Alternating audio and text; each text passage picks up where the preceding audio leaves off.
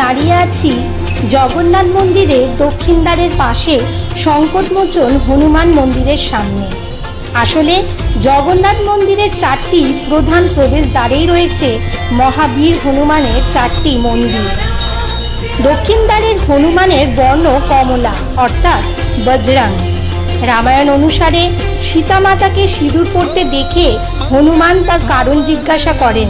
সীতা বলেন শ্রীরামের মঙ্গলের জন্যই তিনি সিঁদুর পরছেন, তাই প্রভু শ্রীরামের মঙ্গল হবে এই ধারণায় হনুমান তার সর্বাঙ্গে মেটে সিঁদুর মেখে নেন, তাই তার নাম হয় বজরংবলী।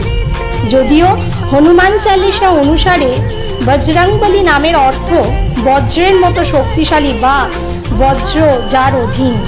যাই হোক, পুরীর জগন্নাথ মন্দিরের দক্ষিণ দ্বারে অবস্থিত এই সংকটমোচন মন্দির হল ভক্তি, শক্তি ও অটল আনুগত্যের মূর্ত প্রতীক।